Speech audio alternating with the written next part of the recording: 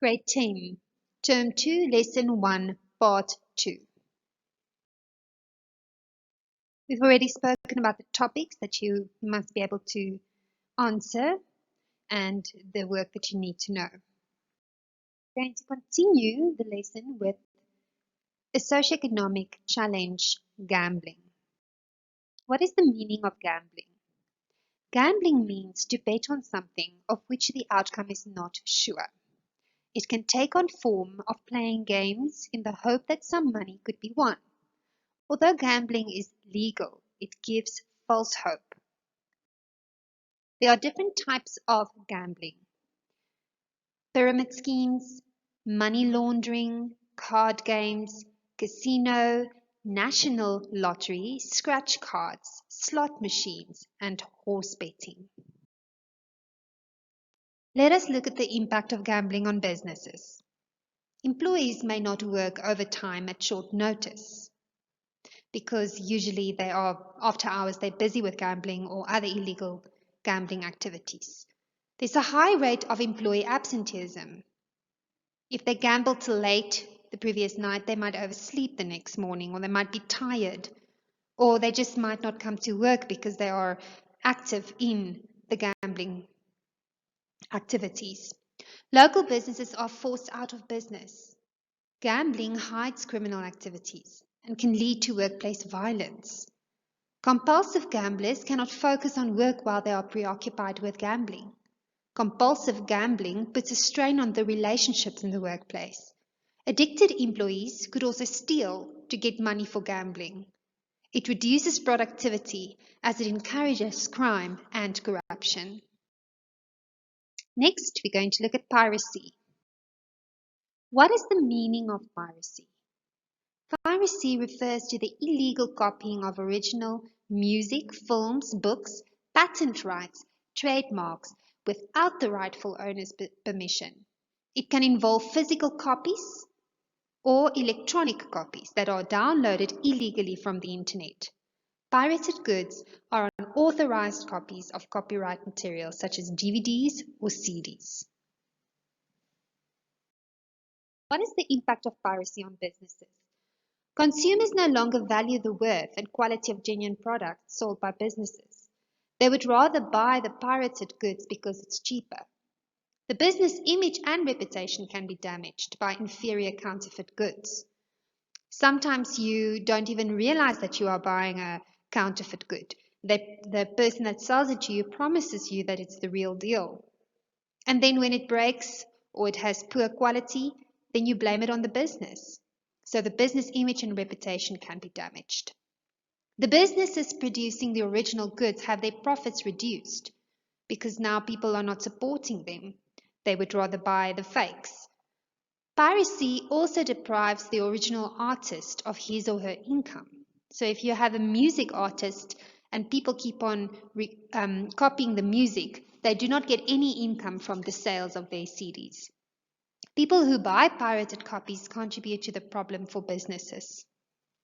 So piracy is usually on electronic goods like DVDs, CDs, it's usually music, and it's usually movies and things like that.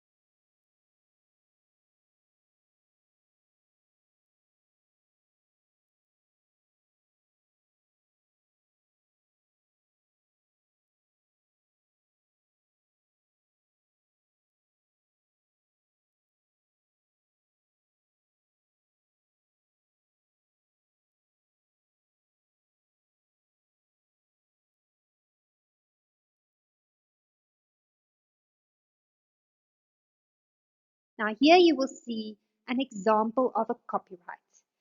When you write a book, you go to a publishing group and they do the copyright for you. You can see that C in a circle, that is the sign for copyright. Then what is an example of a patent? You won't know whether an idea has a patent right on it. You have two choices to find out. You can either hire a patent attorney, and that is quite expensive, or you can go and search for yourself and do research to find whether this specific great idea that you have already has a patent right on it. Okay, and I have attached an article that on the internet that you are welcome to go and read that will explain more to you about patents. Now, here you will find examples of trademarks. We have the Apple for Apple. We have the Google trademark, Disney trademark, McDonald's, Louis Vuitton, and the Nike sign, H&M, Chanel, Facebook, Zara, etc. So these are all examples of registered trademarks. Now, I've given you extra information on what the symbol R and TM means on logos. As you can see with the McDonald's, there's an R, and with the Starbucks, there's a TM.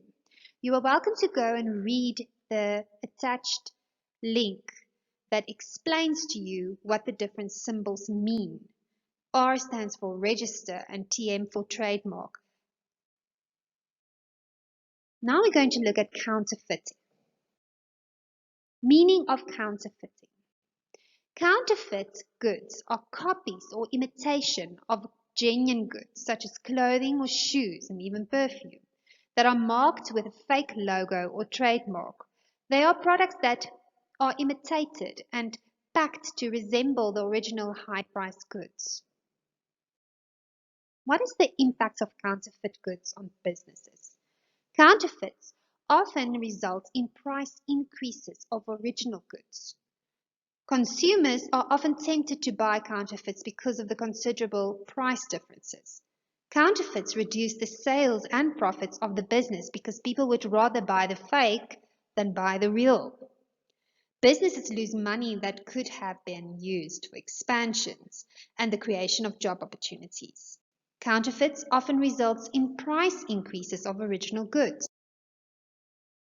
We are now going to look at bootlegging. Bootlegging is the illegal manufacture, distribution, or sales of goods, especially alcohol.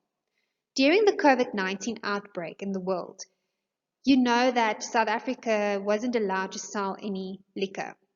So a lot of people obviously got hold of liquor and started selling it illegally.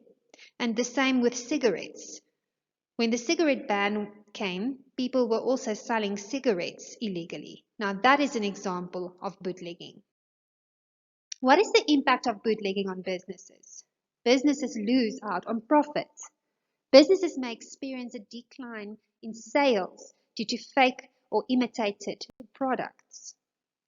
Businesses may be forced to implement price adjustment strategies to minimize the impact.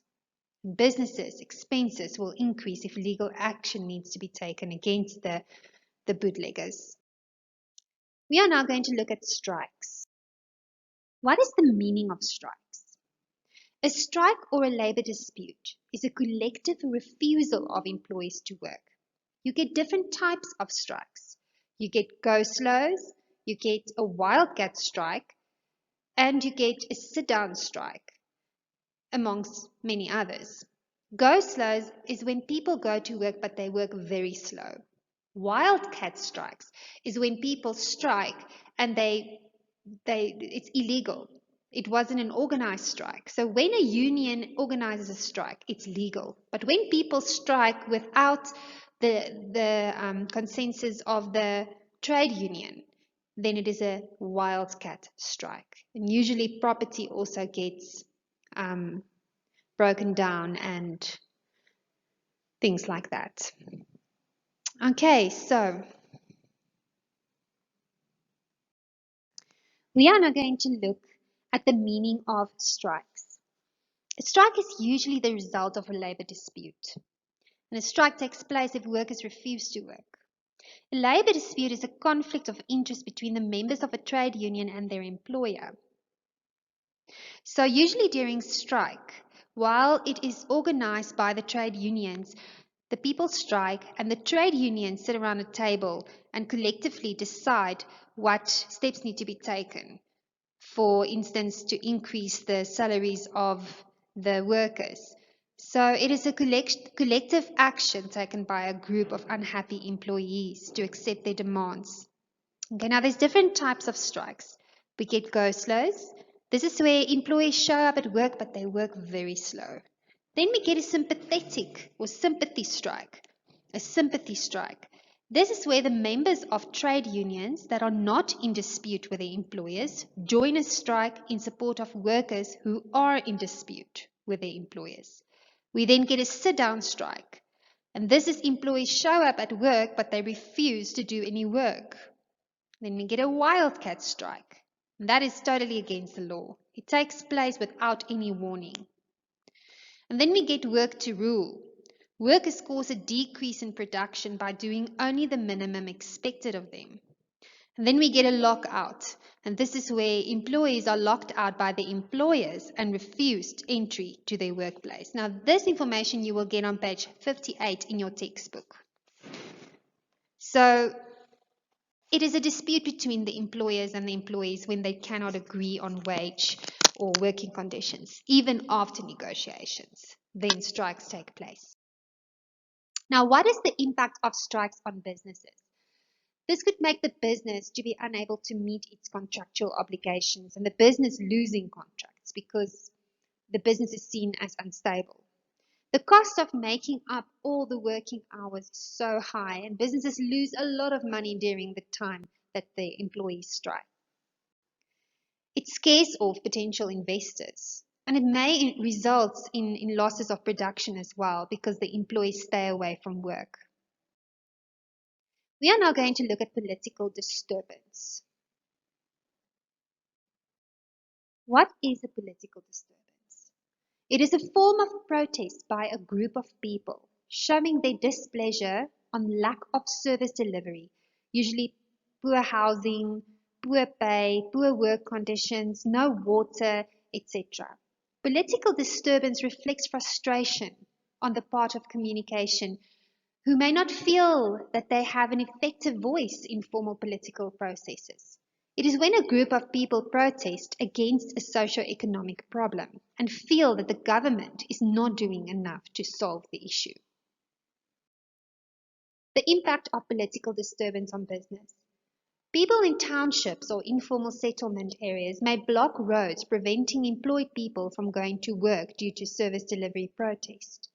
It scares off potential investors. Businesses may be forced to close, especially those located in townships. May result in losses of production as employees stay absent from work during political disturbances. Many businesses suffer losses as a result of damaged property. Riots can result in increased unemployment if shopkeepers are forced to shut down. We are now going to look at crime. What is the meaning of crime? Crime is any unlawful and harmful act related to loss of goods in a business due to burglaries, robberies, theft, corruption, hijackings, etc. Theft is the unlawful taking of someone else's property to make it your own. So what is the impact of crime on business? Loss of staff and customers. If you are having a lot of crime incidents at your business, staff will not want to work there. They will feel unsafe. And customers will not want to go and buy things there because they feel unsafe. Insurance costs become expensive. If you have a premium you are paying every month, the minute your crime rates increase, your insurance premium will also increase because you are seen as a high risk. You will also have to spend more money on installing security in your business, and that will be expensive. A loss of products due to stolen goods from the business. Remember that your stock is part of your assets, and the minute while it is still on the shelves, it is the property of the business and it is money basically. So if people steal it, then you lose money and you lose profit. Business lose skilled people, resulting to a decline in productivity. So because the staff does not want to work there because they feel unsafe, they leave, and then you lose the skilled people, and therefore your productivity is not what it should be. And that also causes losses in your business. Increased medical expenses as workers who are injured during the break-ins. Businesses spend money on installing effective security measures, for example, alarms and burglar proofing. There's loss of goods in a business that can happen as a result of burglaries, shoplifting, customer theft, and employee theft.